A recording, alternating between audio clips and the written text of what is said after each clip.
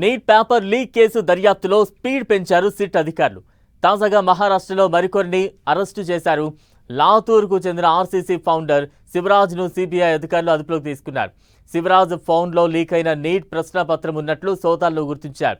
పేపర్లను ఇతర విద్యార్థులకు చేరవేసిన ముఠాలో ఇతను కూడా కీలక సభ్యుడని సిబిఐ ప్రాథమికంగా నిర్ధారించింది. పేపర్ లీక్ కేసులో ఇప్పటివరకు 10 మందిని అరెస్టు చేశారు.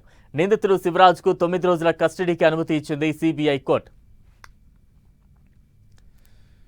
నీట్ పేపర్ లీక్ కుంభకోణం వెనుక ఇంకా ఎవరెవరి హస్తం ఉందని అధికారులు ఆరా తీస్తున్నారు. పూణేకు చెందిన బ్యూటీషియన్ మనీషా వాగ్మేరా ప్రధాన సూత్రధారిగా వ్యవహరించినట్లు సిబిఐ దర్యాప్తులో తేలింది. ఎన్టీఏ ప్యానెల్ సభ్యులతో చేతులు కలిపి ఆమె ఈ దందా నడిపినట్లు అధికారులు గుర్తించారు.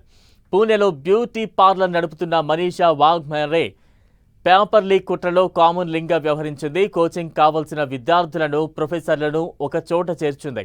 ఒక్కో విద్యార్థి నుంచి 10 లక్షల రూపాయలకు డీల్ కుదుర్చుకుని అందులో 2.5 లక్షల నుంచి 3 లక్షల రూపాయల వరకు లాభంగా తీసుకున్నట్లు ఆరోపణలు ఉన్నాయి. నీట్ ప్రశ్నాపత్రం తయారీ ప్యానెల్లో మనీషా గురునాథ్ మంధరే సభ్యురాలు. తనకు ఉన్న యాక్సెస్ ద్వారా బోటనీ, జువాలజీ పేపర్లను ముందే సంపాదించి వాగ్మారేతో కలిసి లీక్ చేసింది. ఈ కేసులో ఈమెను మరో మాస్టర్ మైండ్గా సిబిఐ పేర్కొంది. లీక్ అయిన పేపర్లను బ్యూటీషియన్ వాగ్మారే తన స్నేహితుడైన ధనుంజయ్ లోఖండేకు అందజేసింది. అతను నాసిక్లో కౌన్సిలింగ్ సెంటర్ నడుపుతున్న శుభం ఖైర్నార్ను సంప్రదించాడు. శుభం ఈ పేపర్లను పీడీఎఫ్ రూపంలో గురుగ్రామ్, జైపూర్లోని ఏజెంట్లకు, విద్యార్థులకు పంపాడు. ఈ వ్యవహారంలో మొదట అరెస్ట్ అయింది శుభం ఖైర్నార్ కావడం గమనార్హం. మనీషా వాగ్మారేను మే 14న సిబిఐ అరెస్టు చేసింది. ప్రస్తుతం దర్యాప్తు సంస్థ కస్టడీలో ఉంది. ఆమె అరెస్ట్ అయిన రోజే కెమిస్ట్రీ ప్రొఫెసర్ పివి కులకర్ణి అదుపులోకి తీసుకున్నారు.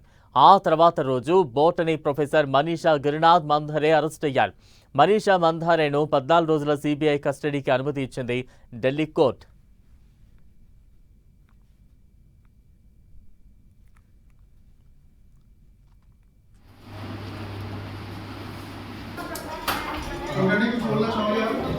कुछ कहना चाहेंगे आप इस बारे में? पुलिस ने